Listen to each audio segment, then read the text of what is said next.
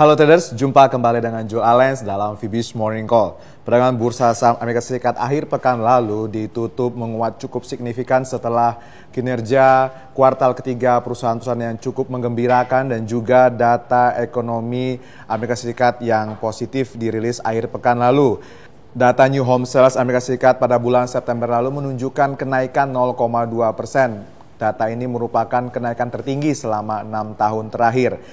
Terpantau Dow Jones naik 0,76% dan sepanjang minggu Dow Jones mencetak keuntungan 2,6%. Kenaikan akhir pekan lalu dipimpin oleh naiknya saham-saham blue chip seperti saham Procter dan saham Gamble. Dari indeks S&P 500 naik 0,71% dan sepanjang minggu indeks ini naik 4,1%. Kenaikan pada hari Jumat lalu dipimpin oleh saham-saham energi dan saham kesehatan. Sedangkan indeks Nasdaq naik 0,69% dan sepanjang minggu indeks ini naik 5,3% yang dipimpin oleh penguatan saham-saham teknologi pada akhir pekan lalu.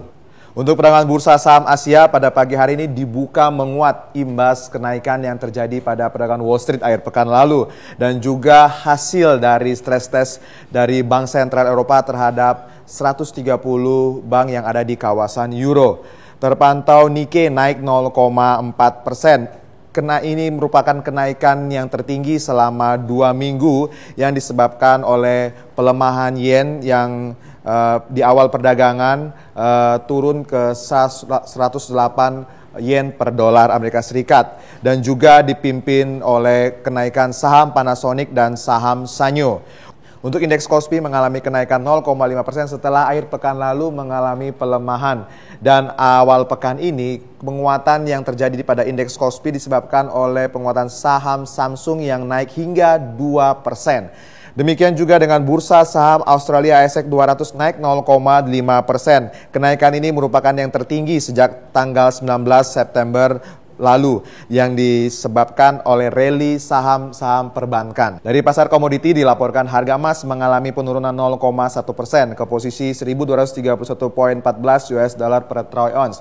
Pelemahan akhir pekan lalu disebabkan membaiknya kinerja bursa saham Wall Street dan juga penguatan dari kurs dolar Amerika Serikat. Namun sepanjang minggu emas mengalami penguatan 1% setelah beberapa minggu sebelumnya mengalami pelemahan. Untuk perdagangan minyak mentah, harga minyak mentah awal perdagangan pekan ini mengalami penguatan setelah sepanjang 4 minggu berturut-turut harga minyak mentah turun hingga 10% yang disebabkan oleh meningkatnya pasokan minyak mentah secara global. Namun harga minyak mentah pada pagi hari ini naik ke posisi 81 US dollar per barel, melanjutkan akan penguatan akhir pekan lalu setelah Arab memangkas akan pasokannya ke global pada bulan September lalu.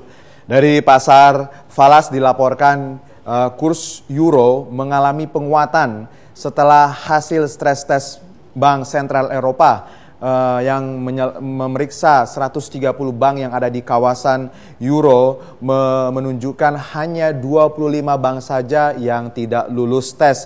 Dan ini menunjukkan adanya suatu perbaikan dari kegiatan moneter yang ada di kawasan tersebut. Pada pagi hari ini terpantau kurs euro terhadap US dollar naik 0,14% ke posisi 1,268 euro dan kurs pound sterling terhadap US dollar naik 0,05% ke posisi 1,609 pound sterling. Untuk kurs yen terhadap US dollar mengalami penguatan 0,16% ke posisi 107,97 yen. Untuk perdagangan bursa saham Indonesia dilaporkan akhir pekan lalu IHSG anjlok 0,60% ke posisi 5.073,07. Pelemahan ini pasca belum diumumkannya susunan kabinet pemerintahan Jokowi yang memberikan spekulasi terhadap pasar di modal di Indonesia. Dan pada hari ini kami memperkirakan IHSG akan mengalami penguatan di dalam kisaran 5.000 sampai 5.150 setelah hari Minggu lalu Jokowi mengumumkan susunan kabinet kerja yang akan membantu pemerintahan beliau dari tahun 2014 sampai tahun 2019 nanti. Dan hari ini saham-saham yang kami rekomendasikan adalah saham CPIN, saham SSMS, dan saham LPKR. Demikian Fibis Morning Call pada pagi hari ini. Semoga bermanfaat, happy trading, dan salam Fibis.